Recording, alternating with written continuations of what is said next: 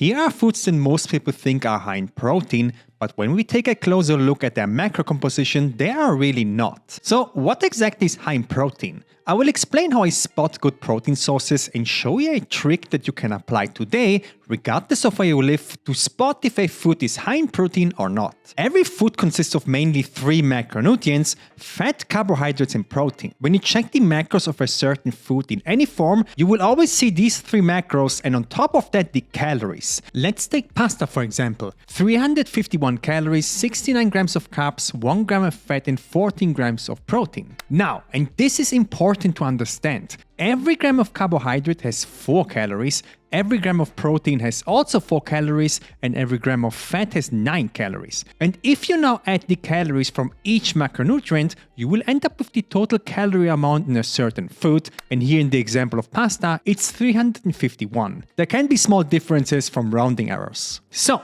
to now check if something is high in protein, it has to have a minimum amount of calories coming from protein. For me personally, it's at least 40%. And before you now think, OMG Felu, I don't want to do math when I'm buying groceries, hang on, here's a super easy way to check if a food hits this number. And you can use it for any food label on the planet, North America, Europe or Asia, it doesn't matter. I call it the 10% rule. Check out the calorie amount on the nutrition label, let's say it is 203. Now simply in your mind, block out the last number. In our example, it would be the 3, so you end up with the number 20. And you now take this number and compare it to the number that is written beside protein, and if the protein number is the same or bigger, then you automatically know that this item is made out of at least 40% protein. That's pretty cool, no? The first food that isn't high in protein, even though it is in so many high protein videos, is an egg. Now, this one is a bit more nuanced. See, a whole egg can be divided into 2 parts, the yolk and the white.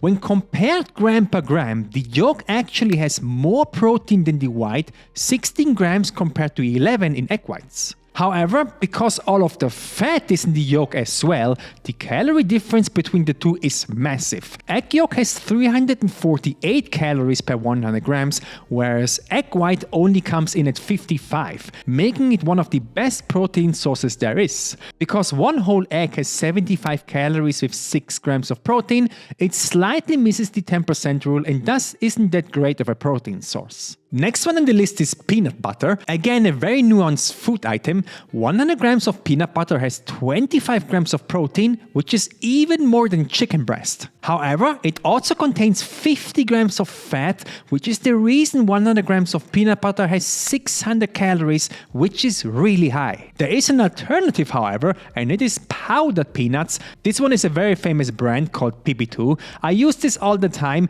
It's essentially peanut butter, but with most of the fat removed, and all you gotta do here is combine the powder with any liquid. You can use water or milk, mix until you have your desired consistency, and then you have an actual high protein peanut butter that has 460 calories with 46 grams of protein. Moving on, we've got to talk about the most popular dairy products, specifically Greek yogurt and cottage cheese. I've seen too many high protein recipes calling for Greek yogurt or cottage cheese without specifying the right version. Greek yogurt, for example, is available in different fat versions, beginning at fat-free, which is a crazy good protein source with 10 grams and 55 calories, and it goes up to a 10% fat version.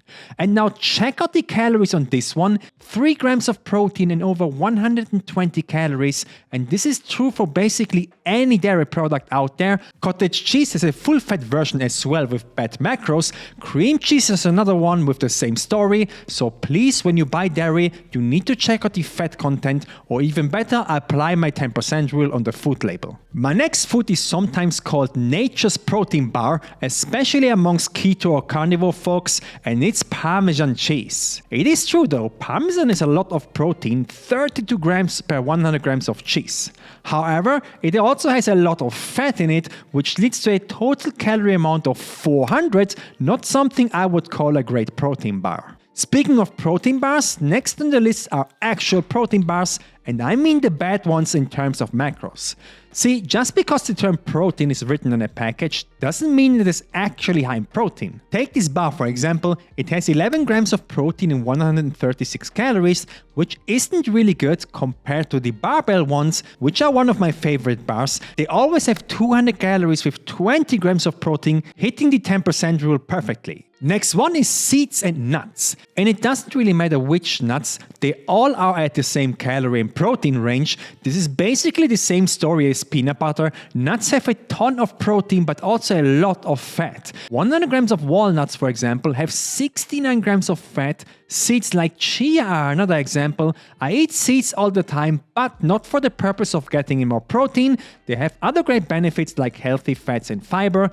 Chia seeds have 470 calories with 20 grams of protein, so not that great of a protein source. Next one is beef steaks. Now, when you buy beef for certain recipes that is called steak bites, for example, then you have to make sure you buy a piece of beef that isn't very marbled if you want to focus on macros. Ribeye, for example, is super delicious. I love it. However, it has a lot of fat in it, which results in 300 calories and 20 grams of protein. If you want a decent protein source from beef, then try to buy top sirloin, or if you have the budget for it, filet mignon.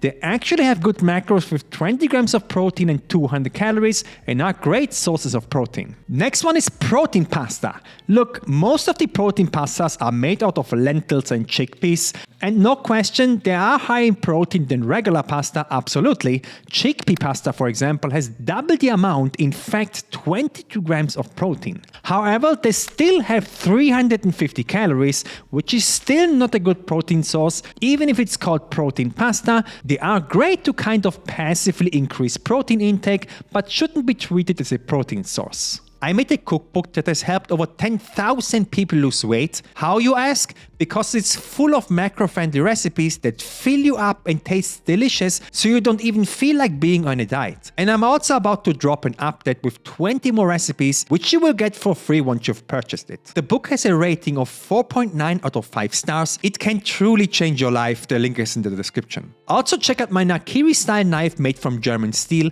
It's back in stock and it's an incredible knife for most kitchen applications.